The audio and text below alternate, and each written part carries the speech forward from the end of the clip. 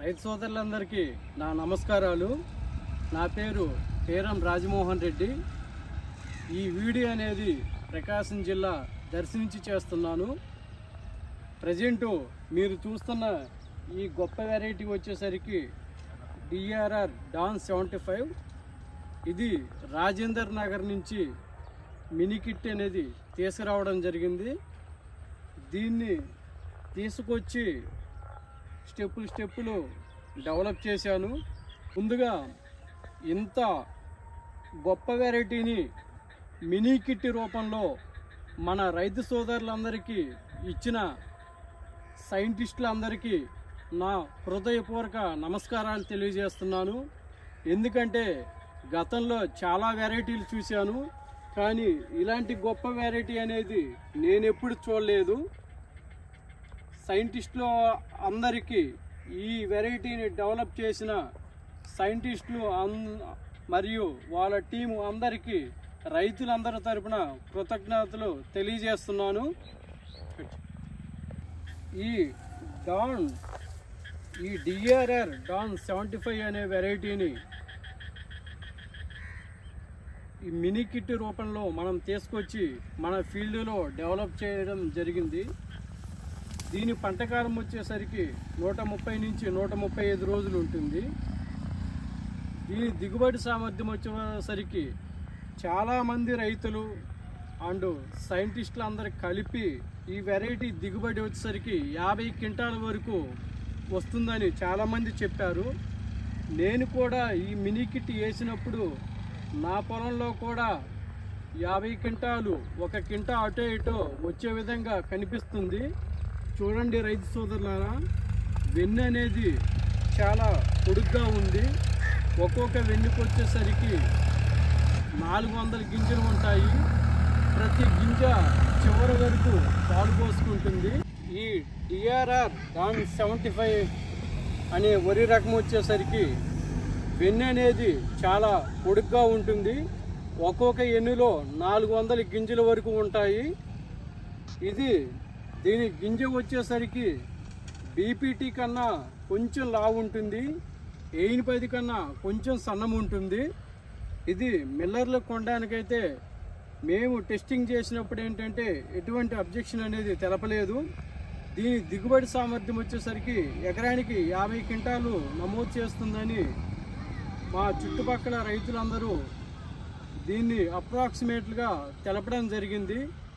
సైంటిస్టులు కూడా ఇది 50 క్వింటాల వరకు దిగుబడి నమోదు చేస్తుందని చెప్పారు. నేను కూడా మినీ కిట్ వేసిన పొలాలనేవి మా పొలం కాకుండా కొంతమంది రైతులు క్షేత్రంలో చూశాను. ఆ ఫీల్డ్ కూడా చాలా అంటే చాలా బాగుంది. చూడండి రైతు సోదరులారా, ఎన్ని అనేది ఎంత నాణ్యంగా ఉందో. ప్రతి గింజ పాలు పోసుకుంటుంది. వెన్ను బాగా పొడిగెక్కువ. ప్రతి గింజ పాలు పోసుకొని వెన్ను చివరి వరకు గింజలు అనేవి పుష్టిగా ఏర్పడింది. దీని పంటకాలం వచ్చేసరికి 130 నుంచి 135 రోజులు ఉంటుంది. ఈ వెరైటీ అనేది అగ్గి తెగుల్ని, దోమపోటుని, తర్వాత పాంపొడ తెగుల్ని బాగా తట్టుకుంటుంది. ఇది గాలుకు కానీ, తర్వాత ఎటువంటి తుఫాన్లకు కానీ, ఎటువంటి ఏ ప్రకృతి వైపర్యాలు వచ్చినా వాటన్నిటికీ ఇది తట్టుకొని నిలబడుతుంది. ఇది వచ్చేసరికి దుబ్బు అనేది బాగా చేస్తుంది. ఒక్కొక్క దుబ్బులో వచ్చేసరికి 25 నుంచి 30 పిలకలు గమనించడం జరిగింది. ప్రతి దుబ్బు ఈ వెన్నులు అనేది చాలా పుష్టిగా ఇస్తుంది.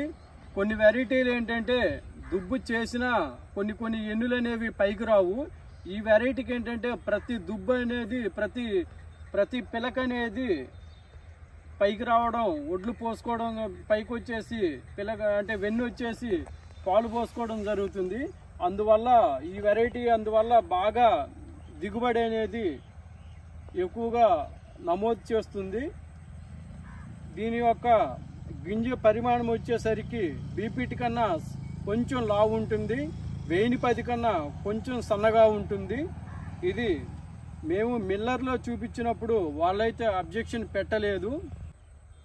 దీని మందులు కొట్టే విధానం వచ్చేసరికి నాటిన 15 రోజులకి క్రిస్టల్ కంపెనీ అజోస్ట్రిక్ అనేది ఉంటుంది.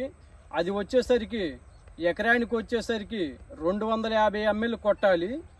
దానితో పాటు కింగ్డాక్స్ అనేది ఉంటుంది, అది ఎకరానికి వచ్చేసరికి 200 ml కొట్టాలి. ఈ అజోస్ట్రిక్ అనే మందు వచ్చేసరికి అగ్గి తెగుల్ని సమర్థవంతంగా తట్టుకుంటుంది. అలాగనే ఈ కింగ్డాక్స్ అనేది మోగి పురుగుని, ఆకుజుట్టు పురుగుని బాగా కంట్రోల్ చేస్తుంది. దాని తర్వాత వచ్చేసరికి ఇంకొకసారి రెండో స్ప్రేయింగ్లో కూడా ఇవి రెండే స్ప్రేయింగ్ చేయండి, బాగా పనిచేస్తుంది. మూడోసారి వచ్చేసరికి ఒక 5% వెన్నులు బయటకు వచ్చినప్పుడు క్రిస్టల్ కంపెనీ టిల్ట్ అనేది కొట్టాలి. అదేంటంటే గింజని షైనింగ్గా ఉంచడానికి బాగా పనిచేస్తుంది. తర్వాత వచ్చేసరికి గింజ బాగా పాలు పోసుకోవడానికి వచ్చేసరికి ప్రొపనోపాస్ అనేది కొట్టుకోవాలి. ఈ క్రిస్టల్ కంపెనీ టిల్ట్ అనేది గింజ షైనింగ్గా ఉండడానికి, కాటుక పుట్లు రావడానికి బాగా పనిచేస్తుంది. దానితో పాటు గింజ బాగా బరువు రావడానికి వచ్చేసరికి బిఎస్ఎఫ్ షెల్టిమా ఎకరానికి 400 ml కొట్టుకోండి, బాగా పనిచేస్తుంది. ఇంకా మీకు ఏదన్నా మోగు పురుగు సమస్య అనేది ఉంటే లాంబ్డా మోటార్ కొట్టుకోండి.